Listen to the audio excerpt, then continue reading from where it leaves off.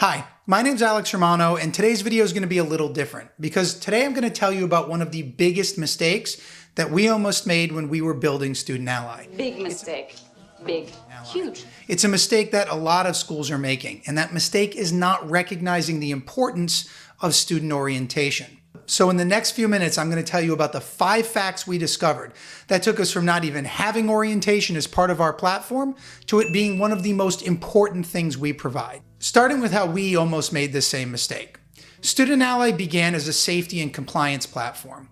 Orientation was only incorporated when we realized it was the easiest and most efficient way of getting 100% of the students onboarded in the platform, getting them onto the app through which we provide all of the other services and resources included within our system. And then we realized fact number 1, impact. Student orientation is one of the only opportunities you have to impact 100% of your student body. But most of the Title IX resources are directed at working with the parties after an assault. And while that's incredibly important, of the roughly 10 to 20% of students who will be victims of violence, only 3 out of every 1,000 will go through a Title IX process. What this means is that the majority of the work that schools do only impacts a tiny fraction of the students. But by impacting 100% of the student body, orientation can dramatically improve the change you can make. It can also change, fact number 2, the time at which that impact can occur. The best time to prevent something is before it happens. And by launching orientation before students set foot on campus, we can focus more on prevention and less on picking up the pieces. A good orientation means fewer victims, fewer respondents, and more time and capacity for school staff to work on the cases and with the students who really need the help. And this is incredibly important because of fact number 3. The majority of assaults occur in that first few weeks on campus. So your one chance to make a good first impression is absolutely crucial. Once we knew we wanted to include student orientation in our platform, we set out to do it right. And we started by talking with students.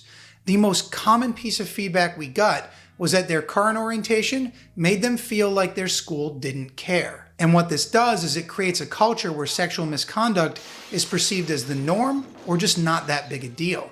And in the first few weeks of school, when the majority of these assaults occur, the behaviors that your students see on campus are what's going to anchor their understanding of what is and is not acceptable. So the bad behaviors they see people getting away with are the ones they'll mimic for the next 4 years. And nothing proves this point more than fact number 4, that 70% of victims knew their attacker. Movies and TV have conditioned us to think of sexual assault, a scary moment for a woman entering her apartment, like the guy following you back from the bar or the person jumping out of the bushes. And while these do occur, the premeditated malicious assault is the exception, not the rule. But as a result of that conditioning, most of the time and money is focused on that malicious assault. So the extensive security apparatuses and multi-million-dollar blue light systems across campus don't actually address the real problem. And the real problem is that these are friends and acquaintances who find themselves in situations where one person makes a really bad decision. And we won't sugarcoat them for you. The 3 most common reasons for those bad decisions are: number 1, the involvement of drugs or alcohol, which fuel improper assumptions and behaviors. Or number 2, once again, a community and a culture where taking sexual liberties is perceived as the norm or not that big a deal. Number 3, challenges in communicating and miscommunicating what other people's boundaries are and what is and is not acceptable behavior.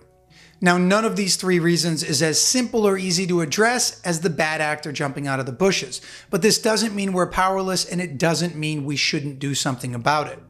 So a good orientation can teach, number 1, good communication skills to prevent mistakes and assumptions about what other people would want.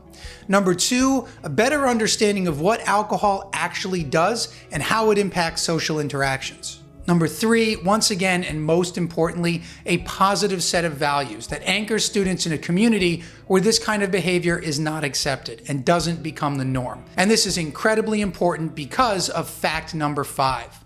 The majority of offenses are committed by repeat offenders. They get away with it once and then twice, and eventually the perception becomes that it's acceptable. But as sad as this statistic is, there's a silver lining. It means that the majority of students are not the problem. They just want to stay safe, have fun, and they want the same for their friends. After years of working with students, we came to the realization that students are not a problem to be managed. They're a resource to be activated. And that is what a great orientation can do. So in sum, by impacting 100% of your student body, by doing it before they set foot on campus and before an assault occurs, you can create a community that doesn't normalize this behavior, and create a community where the 95% are empowered to stand up to that 5% of bad actors. And in the next video, we'll show you how Student Allies Orientation does exactly that.